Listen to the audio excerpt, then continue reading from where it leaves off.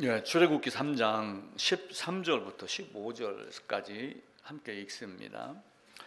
모세가 하나님께 아뢰되 내가 이스라엘 자손에게 가서 이르기를 너희의 조상의 하나님이 나를 너희에게 보내셨다 하면 그들이 내게 묻기를 그의 이름이 무엇이냐 하리니 내가 무엇이라고 그들에게 말하리이까. 하나님이 모세에게 이르시되 나는 스스로 있는 자이니라. 또 이르시되 너는 이스라엘 자손에게 이같이 이르기를 스스로 있는 자가 나를 너희에게 보내셨다 하라. 하나님이 또 모세에게 이르시되 너는 이스라엘 자손에게 이같이 이르기를 너의 조상의 하나님 여호와 곧 아브라함의 하나님 이삭의 하나님 야곱의 하나님께서 나를 너희에게 보내셨다 하라. 이는 나의 영원한 이름이요 대대로 기억할 나의 칭호니라.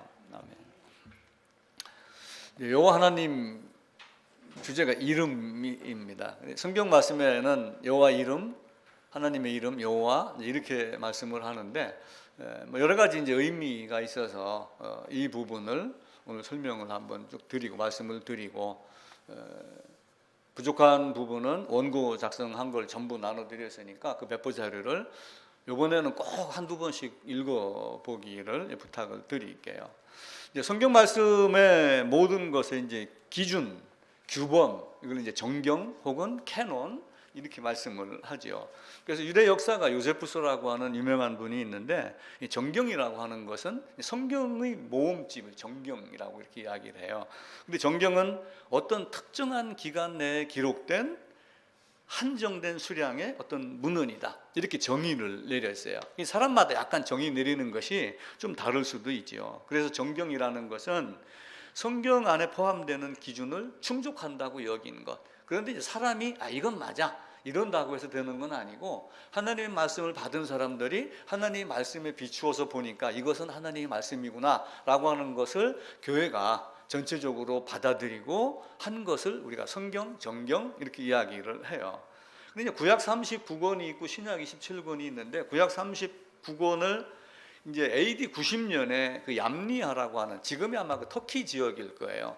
그쪽에서 이렇게 이것은 정경이다라고 이제 이렇게 정했어요. 그 신약은 AD 397년입니다. 그러니까 주님 승천하시고 난 이후에 한 300여 년이 지난 시점이죠. 카르타고 이 부분도 이제 그 터키 뭐 이쪽에 뭐 이런 부분인데 이렇게 해서 정경이라고 했는데 이제 구약의 경우는 BC 한 400년 전쯤에 이미 모세 오경 이 부분은 정경이다 이런 개념을 갖고 있었어요. 그렇게 하다가 BC 한 300년, 200년 그 사이에는 이것은 예언서인데 예언서는 요거는 정경에 포함이 된다. 그리고 이제 한 100년 정도, 이때쯤 지나면서 150년 이때쯤에는 성문서, 오경 토라와 예언서를 뺀 시편, 잠언, 다니엘 이런 부분들은 성문서다라고 어느 정도 가닥이 잡혀 있는데 이게 이제 AD 90년에 이걸 정경이다. 구약 36권으로 묵자. 이렇게 얘기를 한 것이고 신약 27권은 이제 AD 90년도 397년도에 하자 이렇게 정해서 이제 내려오는 겁니다. 이렇게 정해진 성경은 베드로의 말대로 베드로가 설교를 하면서 그 이야기를 했어요. 성경은 교묘한 이야기를 만드는 것이 아니고 하나님의 말씀이다. 하나님의 감동으로 기록하여 준 것이고 바울의 말대로 이것은 구원에 이르는 지혜가 있는 책이다, 말씀이다 이야기를 했어요. 예수님이 빌립에게 전도를 하고 빌립이 나다나엘에게 갑니다. 이제 갈릴리 호숫가에서 예수님이 지나가시다가 빌립을 보고 나를 따르라 했어요. 근데 빌립이 그 말씀 나를 따르라라고 했지만 거기에는 많은 내용이 포함이 되어 있죠. 그러면서 그 빌립이 자기 친구 나다나엘에게 가가지고 내가 모세가 기록하고 선지자가 기록한 그 일을 만났다. 그러니까 모세와 선지자가 기록한 거에 있는 분이 누구라고 하는 거예요? 예수 그리스도. 그러니까 구약 전체가 사실은 예수님에 대한 기록이라는 거예요. 그리고 예수님 자신도 요한복음에서 누가복음 24장에서 엠마오로 가는 친구들에게 그 이야기가 바로 나에 대해서 기록한 거야 라고 이렇게 말씀을 하는 거예요. 그래서 구약은 성부 하나님, 신약은 성자 하나님 이런 개념을 다 떨어버리고 하나님 한 분에 대한 것, 예수 그리스도에 관한 것 이것을 이해를 하셔야지 됩니다. 그러니까 성부 하나님이 있고 성자 하나님이 있고 성령 하나님이 있어요. 그러니까 우리는 셋으로 이제 구분을 하잖아요. 성부, 성자, 성령. 그러니까 이걸 아우구스티누스는 셋이며 하나, 하나이면서 셋 이렇게 구분했지 하나님이 셋이라는 이야기는 아니거든요. 그래서 성부도 하나님, 성자도 하나님, 성령도 하나님이다. 그래서 어느 분이 예수님이, 성령 하나님이, 성부 하나님이 어떤 일을 한 것도 다 모든 일이, 나를 위해서 하는 모든 일이 성부의 일이고 성자의 일이고 성령의 일이다 라고 말씀을 하며, 한 분 하나님에 대한 것을 성경은 성부, 성자, 성령으로 구분하여 말씀을 해요. 그런데 성경이 구분하여 말씀하시지 않았다면 사람의 지혜로는 알 수 없는 것이 성부, 성자, 성령이다 라고 하는 거죠.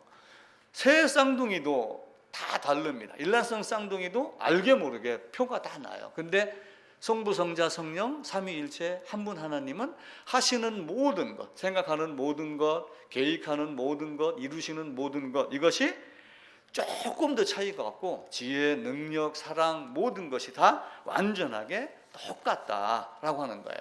자, 그러면 창세기 1장 1절에 태초에 하나님이 천지를 창조하시니라 이렇게 말씀을 하셔요.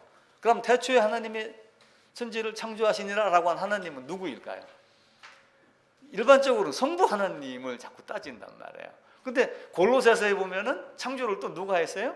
그리스도 예수님이야 대한 이야기예요. 그를 위하여 그가 창조했다라고 하면 그가 없이는 아무것도 된 것이 없다.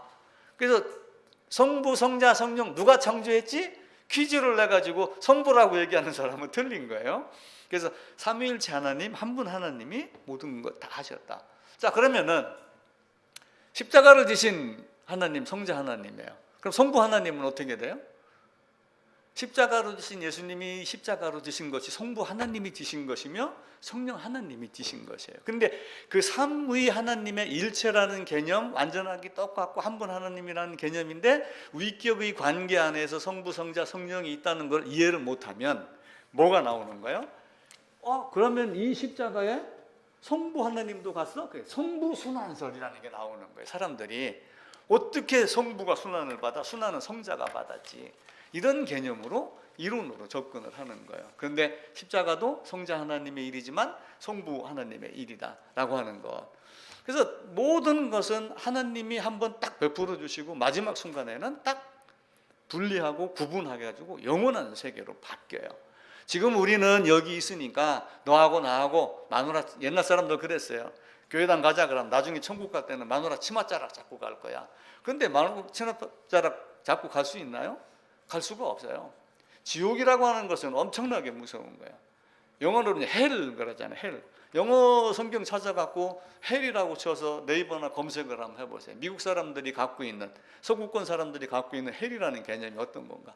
악하고 더럽고 추악하고 무섭고 하여튼 모든 것의 집합체가 어디예요? 헬이라고 하는 곳이에요. 그곳에 너 갈 거야 이거 얘기하는 것보다 그거 얘기하면 얼마나 사람들이 기분 나빠하는 거예요. 너 지옥 갈 거야. 근데 지옥 가지 않는 것이 사실은 나는 신앙의 목표예요. 사람들은 초등신앙이라고 얘기를 하지만 첫 번째는 거듭나는 것이고 두 번째는 거듭난 자로서의 삶을 통해서 하나님의 영광이 드러나고 그것을 잘 선포하고 그렇게 하다 가는 것이 우리의 모습이어야지 됩니다. 그래서 양과 염소를 한번 말씀을 드렸어요. 양과 염소가 유대인들이 목자들이 들판에 내놓을 때는 같이 섞어서 내놓지만 우리에 집어넣을 때는 분리해서 집어넣는다. 왜냐하면 양의 습성이 있고 염소의 습성이 있기 때문에 양들은 양들끼리 똘똘똘 뭉쳐 있고 염소는 가서 들어받고 하기 때문에 우리에 집어넣을 때는 따로따로 분리해서 넣습니다. 그리고 심판할 때는 어떻게 해요? 공의의 그 최고 법정에서 유죄자는 왼쪽에 무죄자는 오른쪽에, 그래서 하나님의 오른편이라는 개념을 말씀을 드렸죠. 그렇게 오른쪽, 왼쪽, 오른편, 왼편으로 갈라지면은 다시는 합칠 수 없는 것. 그래서 하나님이 예수 그리스도를 살리사, 하나님이 예수 그리스도를 살리사라고 하는 그 하나님은 성부의 개념이지만 예수님은 성자 하나님이면서 요한복음에서는 어떻게 이야기를 해요? 스스로 살 수 있는 권세, 스스로 버릴 권세도 있고 다시 살을 권세도 있는 하나님이 사실은 스스로 살아난 거예요. 그런데 성부라는 개념, 성자라는 개념을 우리에게 주시면서 하나님이 그를 살렸다라고 하면 아들의 입장에서 아들 안에 있는 나를 살리셨다 라고 하는 개념으로 접근을 하면 됩니다. 그리고 그 살려서 예수 그리스도와 함께 나를 지금 어디에다 놨어요? 이미 우리의 영은 하나님 우편에 앉아 있는 거예요. 그리스도 예수 안에서. 그럼 우편에 앉아 있으면 예수님이 이 땅에 다시 내려오셨어요? 승천하시고 한 번 내려오신 적이 없어요. 마찬가지로 우리도 하나님 우편에 가 있으면 다시 이 땅에 내려올 수 있어요, 없어요? 몸은 여기 있는데 영은 거기에 있는 거고 실제의 나는 거기 있는 거예요. 그리고 이거는 70년, 80년, 90년 되면 어느 순간 늙고 병들어서 흙으로 가고 이미 가 있는 것과 합쳐져서 새로운 몸으로 썩지 아니할 것으로 이렇게 바뀌는 거죠. 그래서 하나님 우편에 있다는 것은 이미 사탄하고의 관계가 끊어졌다라고 하는 거예요. 그러니까 히브리서에 보게 되면은 내가 죽음으로 마귀를 멸한다라고 하는 말씀이 히브리서 2장에 나와요. 그래서 예수 안에서 죽음으로 사탄과 결별하고 관계없는 자, 다시는 사망이 없는 자로 이렇게 바뀌는 거예요. 자, 세상에는 기준이 있어요. 얼마 전에 신문 기사에 어떤 사람에 대한 이야기가 나왔는데 삼수를 해갖고 3수 만에 대학을 붙었어요. 대학을 붙었는데 이 친구가 뭔가 마음에 안 들었는지 미국에 가가지고 미국 대학교 시험을 봤는데 덜컥 붙은 거야. 보통 사람들이 잘 못 가는 대학을. 그래서 어떻게 된 거냐라고 자기 나름대로 생각을 하다 보니까 입학 기준이 다르더라. 그럼 세상이 말하는, 세상 사람들이 말하는 하나님 나라의 기준과 성경이 말하는 하나님 나라의 기준, 들어가는 기준은 뭐예요? 그건 거듭남이에요. 딱 한 가지. 죄사함이에요.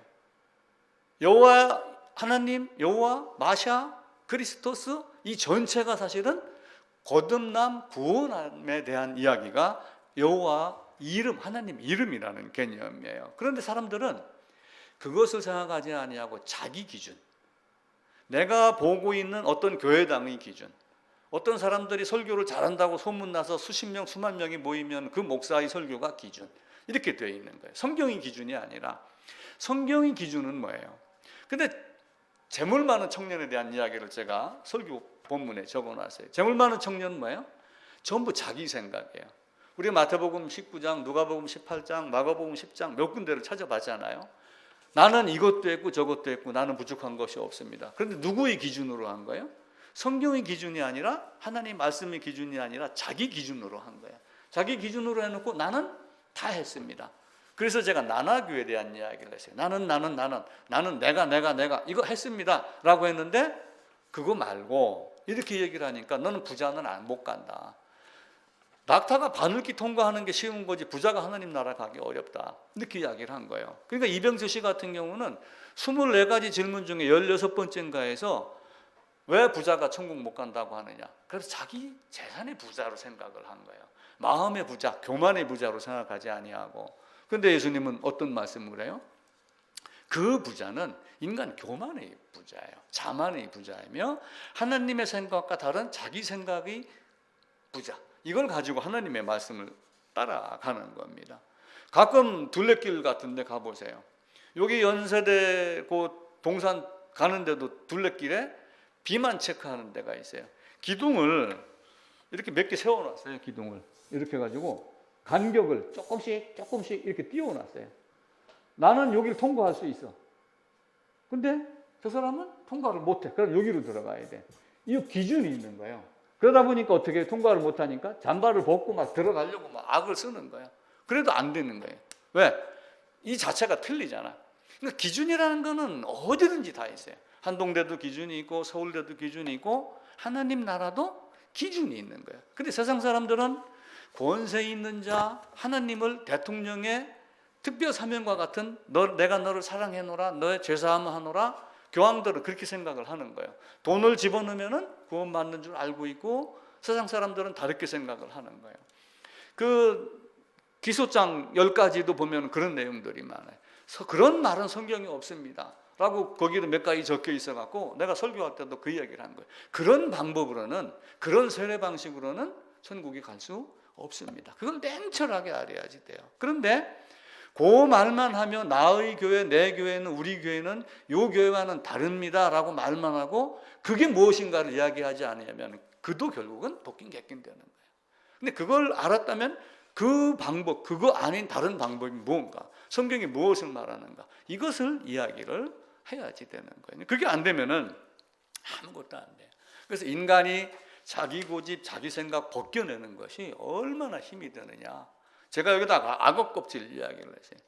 악어 껍질 뺏기는 것보다 개혁이라는 건 이런 의미예요. 개혁이 어려워요, 쉬워요? 개혁은 엄청나게 어렵습니다. 우리 회사 이거 한번 바꿔보자 그러면 금방 딱 되나? 절대로 잘 안 돼요. 그래서 예전에 리더십 강의할 때 개혁에 대한 정의를 리더십 강사들은 이렇게 했어요. 달리는 기차를 세우지 아니하고 바퀴를 교환하는 거 마찬가지로 개혁은 어렵다. 성경도 마찬가지예요. 지금까지 내가 알고 있던 이 방식을 딱 털어버리고 성경이 뭘 말하는가 하는 그 방식을 찾으려면은 진짜 가죽을 벗겨내듯이. 그래서 너희는 옷을 찢지 말고 마음을 찢고 생각 버리고 마음에 할례를 받아라. 이렇게 이야기를 하는 거예요. 세상은 자기 생각 갖고 되는 게 아니에요. 중국의 마윈이라고 하는 사람이 30몇 조 재벌이에요.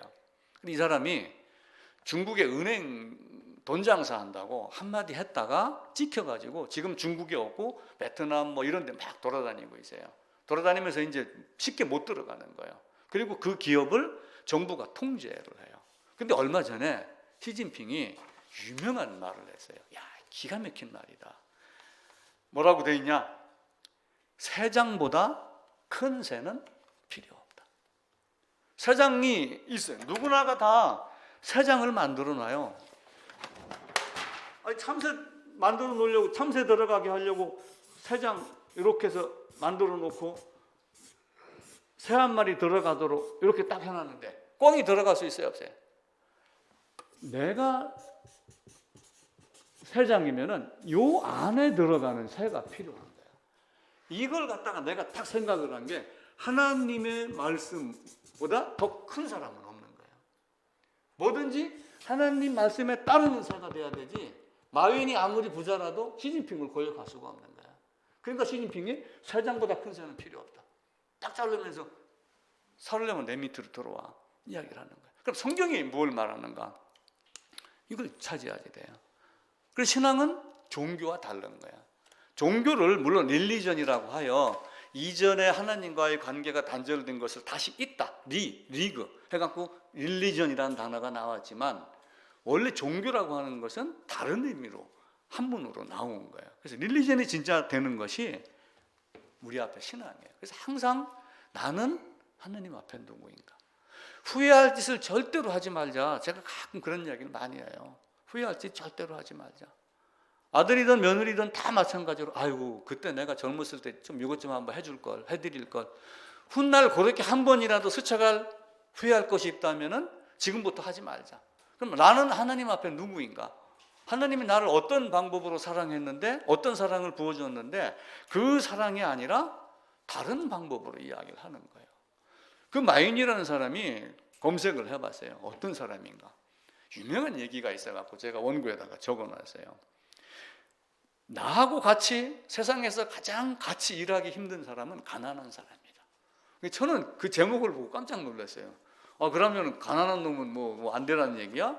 근데 그 밑에 쭉 글 제가 읽어볼게요. 세상에서 가장 같이 일하기 힘든 사람은 가난한 사람이다.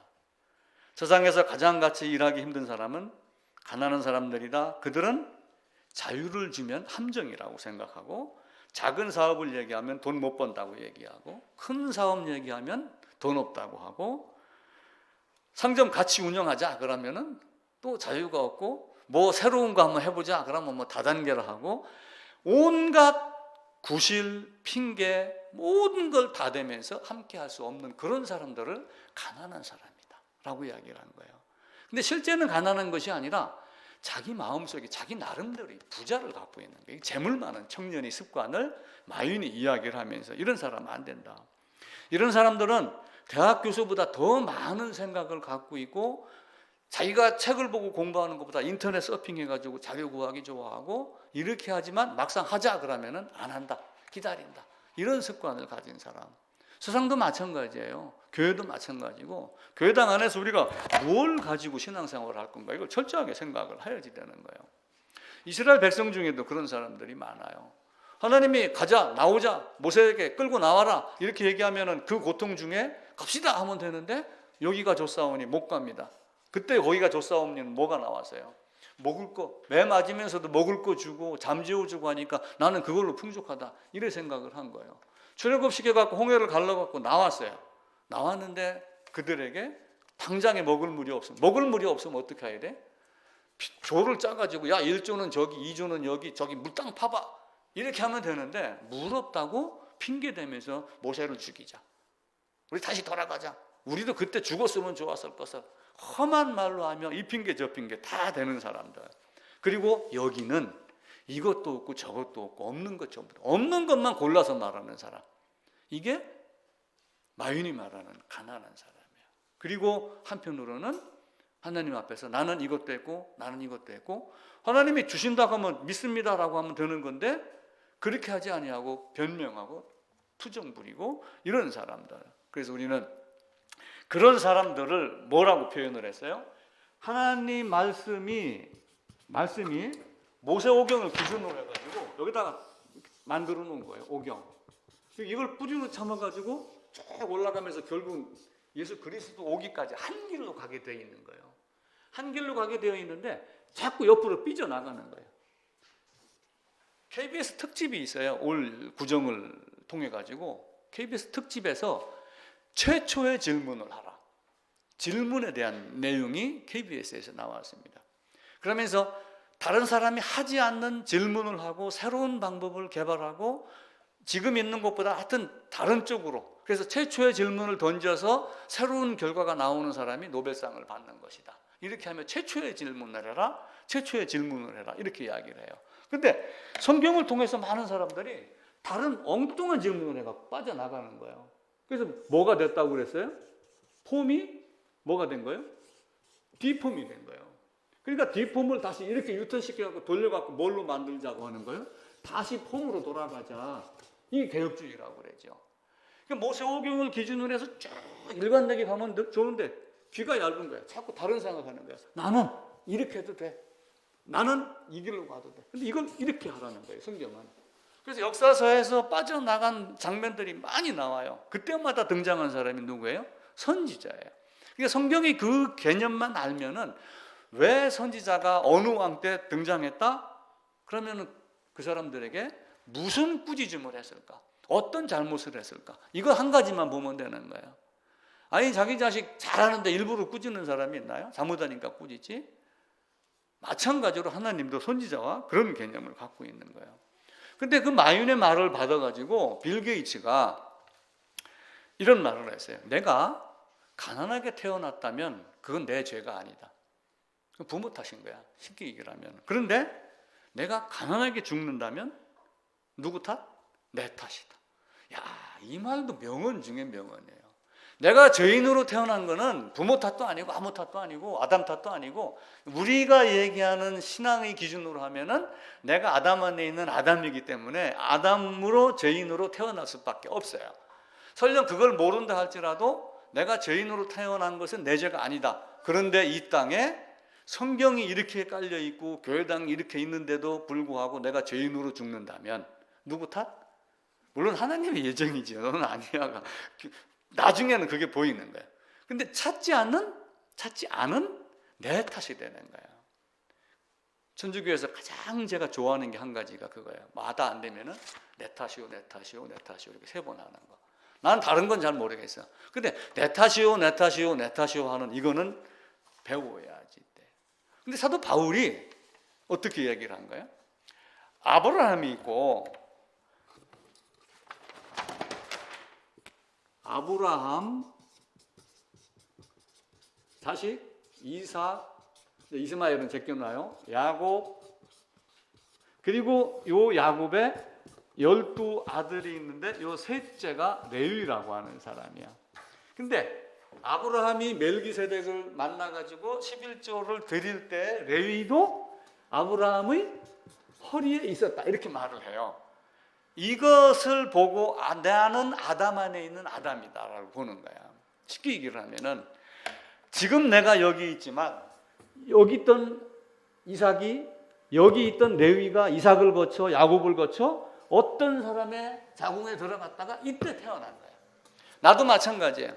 에덴 안에 아담 안에 내가 있었는데 하나님은 나를 요 시기에 서기 1955년도에 태어나게 하려고 누구를 거쳐갖고 육아무개의 자궁에 들어갔다가 이렇게 나오게 한 거예요. 그래서 나는 아담 안에 있는 아담이다.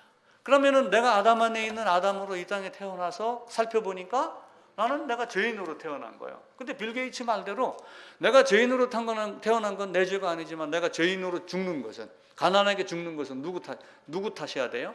자기 책임이야지 되는 거예요. 그거는 인간의 노력으로 되라는 것이 아니라 네가 아담 안에 있던 아담이었다는 걸 바라보고 그 아담의 죄가 어떤 방법으로 씻겨졌는가, 그걸 보고 찾아내라고 하는 거예요. 성경을 보고. 그런데 하나님이 예정한 자는 그 뜻에 따라서 그걸 찾게 되어 있고, 하나님이 예정하지 않은 자는 찾지 않게 되어 있더라.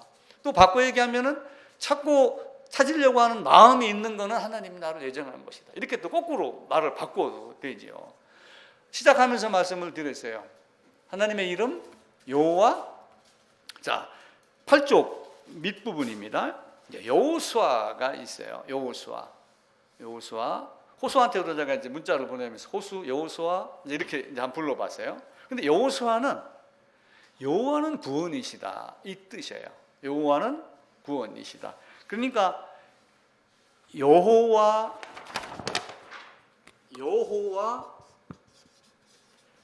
야훼, 이 여접도 여하고 호세아는 구원이다라고 하는 뜻이거든요. 그러니까 요 여와 이렇게 붙어가지고 뭐가 나왔냐면 여호수아 이렇게 된 거예요. 여호수아가 됐는데, 이제 이 여호수아가 헬라어 중국의 한문 거치면서 뭐가 된 거예요? 여호수아, 예수. 중국에서는 예수라고 발음을 하면서 한문으로 야소라고 적었어요. 근데 그 야소 한문이 우리나라는 들어오면서 야소라고 적고 야소라고 불렀어요. 근데 나중에는 이제 우리나라 사람들도 예수라고 하기 시작을 하는 거예요. 그럼 예수라고 하는 이름의 뜻은 뭐예요? 마태복음 1장에 예수는 자기 백성을 저희 죄에서 구원할 자다 라고 하면 결국은 여호와, 호세아, 여호수아, 예수 구원자. 그러니까 하나님의 이름 여호와 이렇게 했다 이거예요. 그럼 하나님의 이름은 뭐예요? 하나님이 하시는 일 뭐예요? 구원자예요. 다른 의미가 아니라. 그러니까 하나님은 하나님의 이름을 함부로 부르지 말라 그러니까 우리가 그 이름 자체에 어떤 그 이상한 의미를 가져서 이스라엘 사람들도 구약의 고대 많은 사람들도 이름 부르기를 두려워한 거예요. 당신의 이름을 뭐라고 부릅니까? 라고 그러니까 나는 스스로 있는 자다 이렇게 부르라고 하는 거예요. 근데 이제 하나님의 이름 중에 또 몇 가지가 또 있어요. 엘이라고, 이제 우리가 엘로힘 얘기는 많이 하잖아요. 엘로힘. 근데 요 엘이 나중에는 이제 엘로힘으로 이제 바뀌어요. 근데 엘이 어디에서 나왔냐면은 엘에서 알라가 단어가 나와. 이제 그 무슬림들이 알라라고 하는 이게 두렵다, 두려움에 휩싸여 있다. 이게 알라라고 하는 뜻이에요. 근데 그 엘에서 그 의미를 가진 알라를 가지고 쓰다가 엘로힘으로 바뀌었어요. 근데 엘로힘은 요거는 복수를 써요. 복수, 단수가 아니라. 근데 이 당시에 복수의 개념은 존경하는 사람들, 위험하고 힘이 있고 강한 자, 대통령 예를 들어 가지고 대통령 하면은 그게 직함이면서 대통령 자체가 사실은 존귀한 자의 의미가 돼요. 근데 우리는 대통령님 하잖아요. 그죠? 예전에는 대통령 각하 이렇게 했어요. 사실은 두 번 반복해서 하는 거야. 복수의 개념이에요. 그래서 엘로힘 그러면서 복수라는 단어를 써가지고 충만하고 최고고 이런 여러 가지 의미로 하나님 엘이라고 하는 단어를 쓴 거예요. 강하고 두려운 존재. 그래서 이스라엘 뭐 이렇게 해가지고 엘이라는 단어를 사용을 많이 합니다. 그리고 그 당시에는 우상에게도 엘 자를 많이 붙였어요. 인간들에게도 엘자를 붙였어요. 그래서 그 9페이지 하단부에 보게 되면은 당시의 우상들, 인간, 통치자 성경 구절 적어놨어요. 그거 꼭 찾아서 보시면은, 그래서 엘이라고 하는 단어는 단 한 분에게 쓰인 게 아니고 여럿이 쓰였기 때문에 고유명사는 아니다. 근데 이제 모세가 묻습니다. 뭐라고 백성들이 물으면 뭐라고 얘기를 할까요? 그러니까 나는 스스로 있는 자다. 9페이지 제일 하단 봅니다. 너희 조상 하나님 여호와 곧 아브라함의 하나님, 이삭의 하나님, 야곱의 하나님께서 나를 너희에게 보내셨다 하라. 이는 나의 영원한 이름이요. 이제 교부들은 이렇게 해석을 했어요.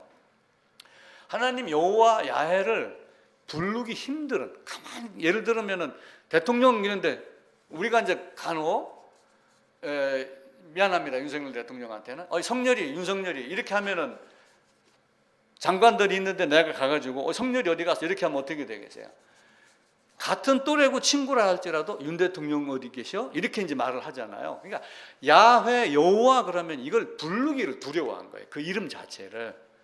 그래서 나는 스스로 있는 자다라고 하는데 그 스스로 있는 자에 대한 것을 여호와 이름을 함부로 부르질 않았기 때문에 이스라엘 백성들에게 아브라함의 하나님, 이삭의 하나님, 여호와 하나님, 야곱의 하나님으로 쉽게 설명을 해드렸다라고 이제 생각을 하는 거예요. 근데 하나님은 나는 스스로 있는 자다라고 하면서 스스로 있는 존재를 말씀을 해요. 근데 세상에 스스로 있는 것은 있어요, 없어요? 스스로 존재하는 것은 아무것도 없어요. 그러니까 그 아우구스티누스는 우리는 스스로 스스로를 만들 수가 없다 이렇게 이야기를 했어요. 그러니까 우리가 알지 못하는 나를 만든 존재가 있다라고 하는 것은 고대 근동부터 계속해서 창세 이후에 어떤 존재가 있다는 걸 아는 거예요. 그 존재가 가장 두렵고 위험한 두려운 존재, 나를 다스리는 존재, 엘이라는 존재가 있다. 이걸 다 아는 거예요. 그래서 엘 하다가 엘로힘 나왔는데 스스로 있는 존재라는 개념을 다 찾아나가요. 사람들이. 그게 종교라고 하는 거예요. 자, 소크라테스에 대한 이야기를 드렸잖아요. 소크라테스가 사형을 받고 죽었어요. 근데 그 대문을 잠그지 아니하고 출입을 자유롭게 할 수 있었어요. 사람이 찾아오기도 하고. 사도 바울도 여러 사람이 찾아오고 말씀 듣고 배우고 가르칠 수 있는 자유가 있었어요. 2년 동안. 그럼 사도 바울은 도망갈 수 있는 길이 있는데도 도망 안 갔어요. 왜 안 갔을까요? 죽음 뒤에 부활과 하나님 나라의 개념을 알았기 때문에 그래요. 그런데 만약에 사도 바울이 그게 두려워서, 순교가 두려워서 도망갔다 그러면 사도 바울의 말을 믿고 따르고 한 사람들이 죽음이 그리 두려워? 죽음 이후에 뭐가? 이렇게 하면 사도 바울의 말을 믿겠어요? 안 믿겠어요? 잘 안 믿기 시작을 하는. 그러니까 소크라테스도 그런 의미로 사역을 받았을 것이다 라고 하며 소크라테스의 제자 플라톤이 동굴 이론을 만들어낸 거예요. 그 오른쪽 그림이 그거예요. 사람들은 이 동굴 안에 땅이 이렇게 있는데 이 동굴 안에 다 갇혀 있다. 이 동굴 안에. 동굴 안에 갇혀갖고 꼼짝 못하고 있는 사람인데 여기 갇혀 있다가 이 안에 있는 어떤 세상을 봤다. 이거를 플라톤은 이데아라고 이야기를 한 거예요. 이데아. 우리가 일반적으로 천상, 하늘나라, 하느님, 어떤 브라질의 축구 황제라고 하는 펠레가 죽었어요. 그럼 브라질 같은 경우는 로마 가톨릭이 꽉 들어가 있어요. 그러니까 브라질에서는 뭐라고 그래요? 지금 펠레는 하늘에서 축구를 하고 있습니다. 이렇게 표현을 한 거야. 그래서 뭔지는 모르지만 다 어떤 이상 세계가 있다는 걸 아는 거예요. 철학자들은 이데아라고 표현을 한 것이고 많은 사람들도 하나님 나라가 있지. 죽으면 다 하늘, 우리 어디 갔어? 남편 어디 갔어? 아내 어디 갔어? 하늘나라 갔어요. 부모님 어디 갔어? 하늘나라 갔어요. 지금 쉬고 계세요. 이렇게 다 하늘나라의 개념을 다 갖고 있는 거예요. 이런 것들이 종교의 개념으로 발전을 해나가기 시작을 해요. 그런데 소크라테스, 플라톤이 얘기했던 그것을 궁극이라는 개념으로, 왕이라는 개념으로는 지존이라는 것이 있어요. 지존은 뭐예요? 최고예요. 지존파도 있어요. 지존파. 자기들이 모든 깡패 중에 최고의 개념으로 본 거예요. 지존파. 그래서 우리 위에는 없다. 이게 지존의 개념이에요. 그러니까 궁극의 진리, 지존 이렇게 이야기를 하면서 철학자들은 일자, 한 분 하나님, 한 분 어떤 통치자, 한 분 세상의 창조자, 한 분의 신, 일자 이런 개념으로 보기 시작을 한 거예요. 그러면서 스스로 우리에게 원인이 없는데 원인의 원인을 계속 거슬러 올라가면은 자 규현이가 거꾸로 올라가요. 그럼 위에 동욱이, 김관식이, 내 아버지, 할아버지 쭉 올라가다 보면 누가 나와요? 결국은 아담, 한 사람 나오는 거예요. 그 아담 올라가면 누가 있어요? 아담을 만든 하나님, 창조주, 그 개념으로 보는 거예요. 그래서 그 개념이 제 첫 번째 원인, 제1원인, 11쪽입니다. 제1원인 이런 얘기를 하고, 일자라고 해갖고 유일하신 분 이야기를 하고 있고, 자, 나는 자동차가 움직여요. 기름 갖고 휘발유 갖고 가요. 그런데 아파트에 보면 겨울에 어떤 일이 발생하냐면은 추우니까 차를 지하 주차장에다 많이 대요. 어제도 나오려고 그랬는데 앞차 차가 가로막혀 있었어요. 사이드를 안 풀어놔갖고 내가 전화를 해서 내려왔어요. 그 전날은 살짝 밀으니까 사이드를 안 잡아놨고 내가 밀었어요. 그 차가 움직인 거는 내가 밀지 않았다면 그 차가 움직이겠어요? 그럼 나를 미는 힘이 나오게 한 또 그 힘은 뭐예요? 원인 그걸 올라가 보면은 학자들이, 철학자들이 부동, 움직이지 않는 원래의 어떤 움직이는 존재가 있다. 스스로 있는 자다. 이런 개념으로 본 거예요. 그래서 자기는 움직이지 않으면서 다른 것들을 움직이게 하는 힘. 자기는 스스로 존재하지만 다른 것들을 존재하게 하는 어떤 존재. 이런 거를 학자들이 지금까지 내려오면서 스스로 있는 자를 나름대로 해석을 한 거예요. 그럼 철학자들은 그런 것들을 많이 생각을 했지만 그걸 생각을 하고 한 분 하나님을 찾아야 되는데 세상에서는 누구를 찾아요? 그게 나야 라고 하면 마호메트가 등장을 하는 거고, 그게 나야 깨달아야지 돼 그럼 석가를 만들고, 이렇게 하면서 수많은 종교가 등장을 하기 시작을 합니다. 그래서 한 분 하나님 외에는 다른 것이 아무것도 없다. 먼저 시작된 것이 있다. 12쪽 제일 위에입니다. 달걀이 먼저인가요? 닭이 먼저인가요? 이거 가지고 이제 싸웁니다. 우리 어렸을 때도 이거 가지고 많이 했습니다. 닭이 있어야지 달걀이 나오지. 그럼 달걀 없으면 닭이 나와? 이래놓고 계속 그러다 보면 어떻게 돼요? 다람쥐 쳇바퀴 돌듯이 이렇게 돼요. 근데 끝내는 닭을 만드는 뭐가 있다. 그럼 달걀이 먼저리라 할지라도 달걀을 만든 뭐가 있다라고 하는 그 이전의 제1원인, 일자, 부동의 원동자라고 하는 스스로 있는 자가 있는 거예요. 그걸 하나님이다라고 이렇게 이야기를 해요. 그래서 여호와는 그냥 여호와가 아니라 본래는 야훼라고 하는 이름으로 불려요. 야훼. 일반적으로 회사에 가게 되면 사장 이름이 뭐야? 그럼 아무개 이렇게 한단 말이에요. 자, 지존파. 뭐 서울의 종로, 옛날에 뭐 김두한 뭐 이런 깡패들이 있었어요. 깡패 두목 이름 함부로 불러요? 함부로 못 부릅니다. 잘못하다가는 죽습니다. 사람들이 야훼라고 하는 이름을 부르기를 두려워했어요. 그래서 이름을 안 불렀어요. 그래갖고 요 야훼라고 하는 이름을 주인, 상전 이런 의미를 가진 또 하나의 말이 아돈이라고 하는 것이 있었는데 이걸 가지고 아도나이 이렇게 부른 거예요. 아도나이. 근데 특이한 점은 야훼를 지금 제가 히브리어 까먹어서 못 씁니다. 예를 들어갖고 이것, 기억, 리을. 자, 뭐라고 부를 거야? 디귿, 기억, 리을 요거 자체를 갖고 말을 만드는 거야. 근데 야훼도 자음만 있어. 자음만 있는데 두려워서 감히 부르지를 못했어. 그 시간이 굉장히 오래 갔어요. 그러니까 어떻게 부르는지를 모르는 거예요. 그러다가 주인 상전만 하는 아도나이 하다가 나중에 여호와 하나님 여하고 아도나이하고 붙어갖고 여호와 야훼 이런 개념으로 바뀐 거예요. 자, 제가 거기다가 디귿, 기억, 리을 중간쯤 봐보세요. 자음만으로 히브리어 야훼 안 불러가지고 원래의 발음이 상실되어 있다. 16세기부터 야훼를 나타내는 자음과 아도나이 모음이 혼동돼 갖고 여호와라는 이름이 나오기 시작을 했다. 제가 초성 예를 들었어요. 디귿, 기억, 리을. 자, 내가 만약에 동그란이라고 했는데 뭘 동그란이야? 그건 대가리, 이 약자지. 이렇게 얘기를 한다면 이름이 어떻게 되겠어요? 야훼라는 이름도 안 부르고 그냥 두려운 존재로 아도나이 하다 보니까 야훼라고 하는 개념 자체를 더 이상 부를 수가 없고 여호와 이름 자체를 사실은 모르는 거예요. 그렇게 하면서 그냥 성경은 나는 스스로 있는 자다 라고 하며 중간중간에 퀴리오스, 데오스 이렇게 하며 지금 이제 여러 가지 말로 이렇게 바뀌어져 있죠.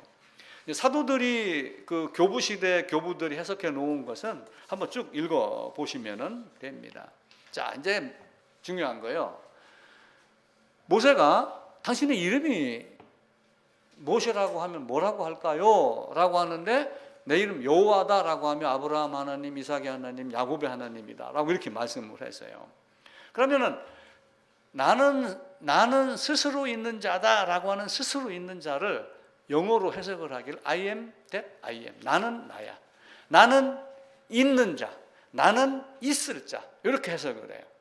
근데 이게 영어로 또 나는 나야 이렇게 얘기를 하니까 이게 또 해석이 또 애매모호해지는 거예요. 나는 나야. 근데 요한복음에 보면 나는 생명의 빛. 나는 양의 문. 나는 스스로 있는 자야 라고 하는 I am that I am을 나중에는 헬라어로 바꾸면서 나는 스스로 있는 자야 I am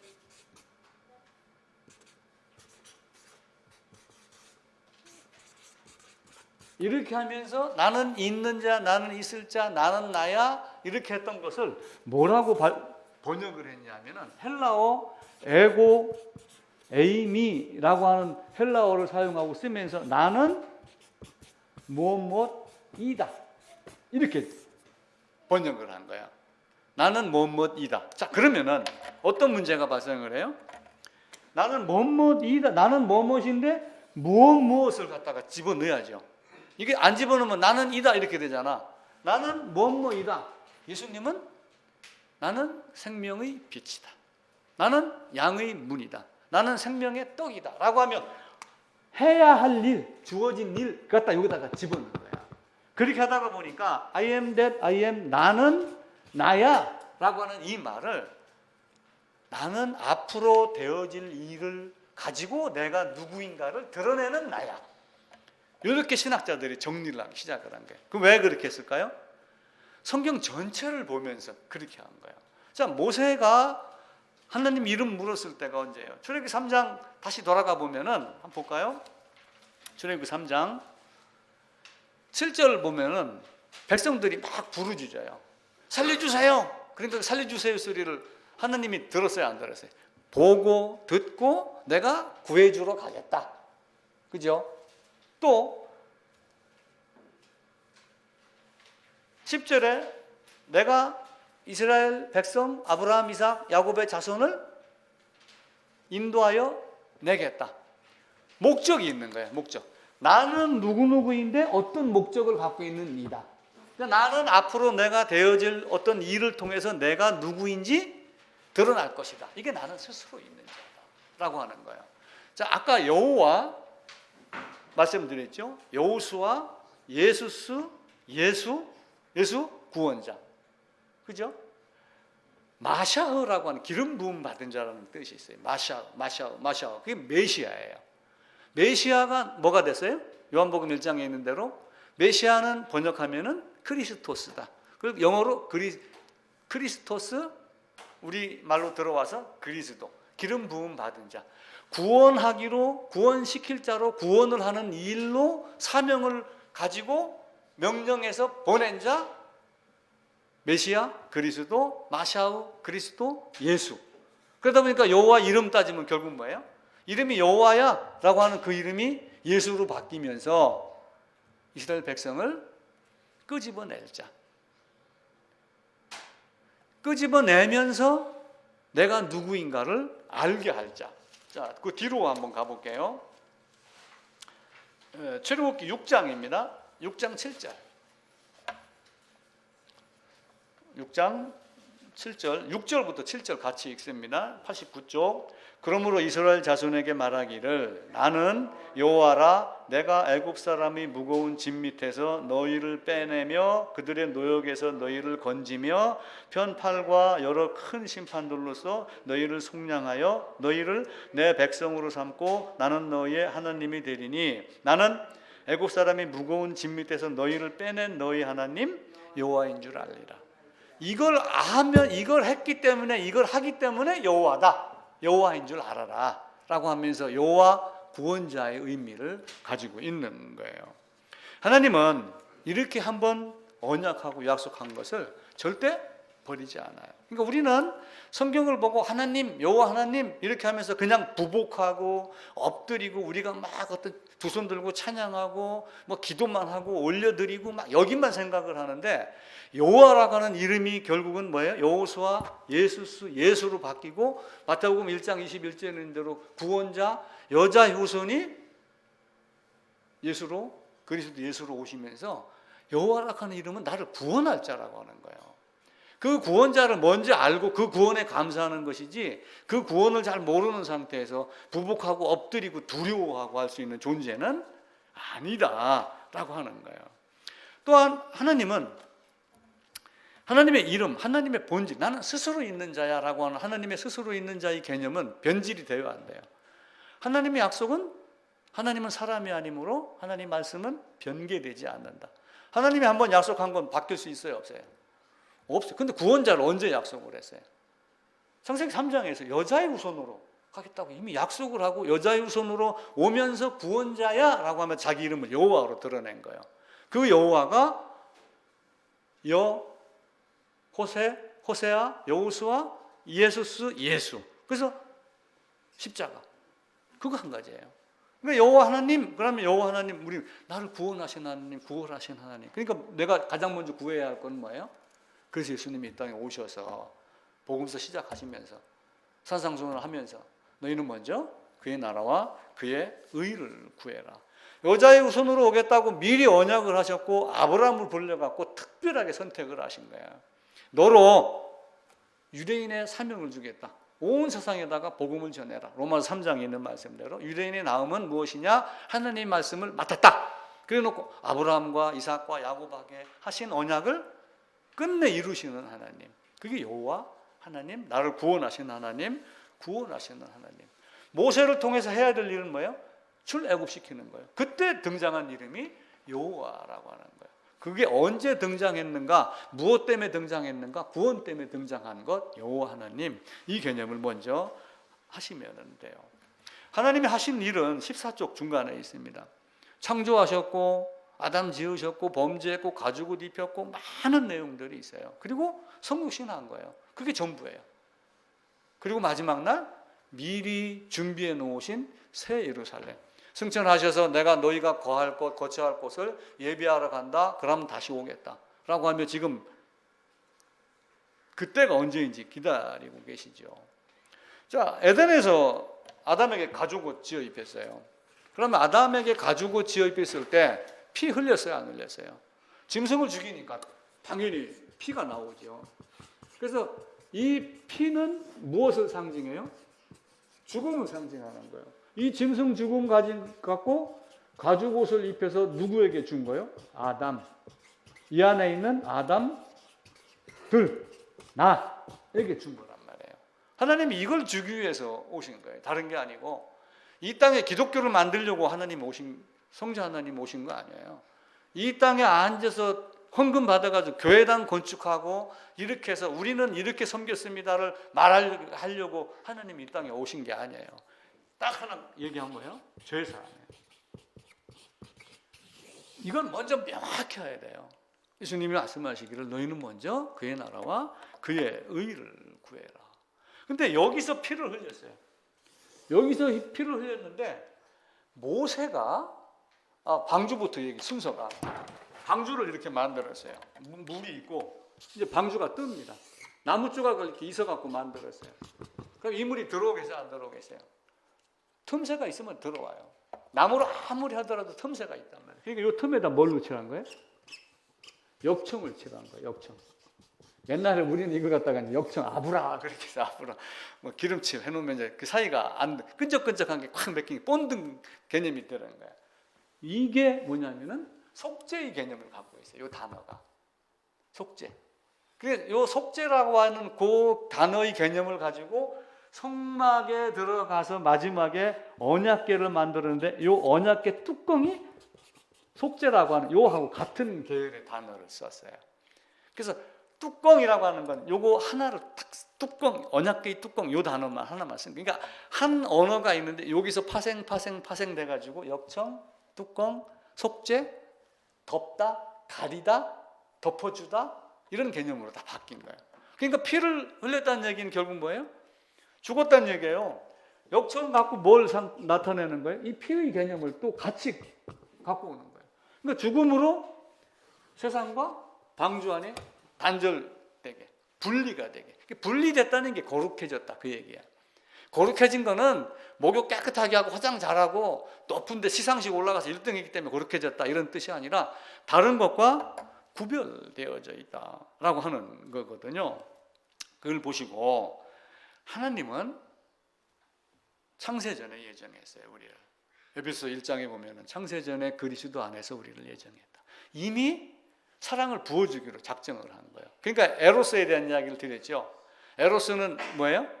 에로 영화의 에로스가 아니라 인간의 열망, 인간이 가장 열심히 바라는 것 에로스. 그 에로스의 열심으로 나온 게 재물 많은 청년. 근데 그 재물 많은 청년이 아니라 하나님이 부어주시는 사랑을 에로스를 갖고 차지하게 되는데 찾다 못 찾으니까 자기가 만들어 놓고 거기에 엎드리는 우상이 등장하기 시작을 한 거예요. 그래서 하나님의 아가페 사랑은 창세 전부터 우리에게 주어주시기 시작을 한 거예요. 근데 그 사랑을 우리는 하나님께서 제자들 통하여 우리에게 가르쳐 주었는데 우리는 글씨만 보고 지금 깨닫는 거예요. 성경을 주셨어요. 구약의 선지자를 통해서, 기록자를 통해서. 또 신약의 예수님의 제자와 사도들을 선택을 해가지고 하나님 말씀을 보고 듣고 깨닫고 또 기록하여 주었어요. 도마는 만져보고 믿습니다. 이렇게 했어요. 만져봤어요. 근데 믿었어요? 못 믿었어요? 그건 몰라요. 그 나중에 도마가 어떻게 했어요? 나의 주님, 나의 하나님 이렇게 얘기를 한 거예요. 도마는 만져보고 믿었는데 우리는 만져보지도 않고 믿음을 갖는 믿음이 있는 거예요. 그러니까 도마의 믿음보다 누구의 믿음이 더 커요? 내 믿음이 더 큰 거예요. 그들에게는 만져보고 믿을 수 있는 특별한 은혜를 줬지만 그 은혜를 깨닫고 만져보고 깨달았던 그 어리석음 속에서도 알고 있었던 그 하나님의 사랑을 우리에게 글씨로 남겨준 거야. 그 남겨주면서 이걸 너희에게 전하는 것이 나에게 큰 기쁨이 있다 라고 요한 1서에서는 요한이 이야기를 해요. 그걸 전해주는 거. 근데 우리는 직접 보지도 못하고 만져보지 못했지만 믿는 믿음이 있는 것은 그들보다 더 큰 믿음이 있는 거예요. 12제자는 예수님이 십자가로 가고 죽고 부활한 거 알았어요. 알았는데도 부활하고 시체가 없어진 것도 알았는데 그걸 믿음이 들어오기까지 시간이 꽤 걸렸잖아요. 그래서 우리는 어떻게 됐어요? 그걸 보지 않고도, 그래서 예수님이 보지 않고도 믿는 자가 더 복되도다. 도마한테 얘기한 그 다음에 그 이야기를 하신 거예요. 세장보다 큰 새는 필요가 없습니다. 성경 말씀을 벗어난 다른 어떤 말도 우리는 들으면 안 돼요. 인간의 생각으로 아름답게 하나님에 대하여 이렇게 말하지만 하나님에 대하여가 아니라 하나님 자체를 말하고 하나님이 말씀하신 그거를 내가 먹지 못한다면 성경과 관계 없는 자가 되는 거예요. 그래서 하나님의 사랑을 우리가 깊이 알고, 이런 말이 있어요. 그 15쪽 제일 밑에 제가 적어놨습니다. 천국을 향해 가는 길이 천국 그 자체보다 아름답다. 이런 말이 있다고 합니다. 근데 사실은 천국이 더 아름답죠. 근데 여기서 얘기하는 건 뭐예요?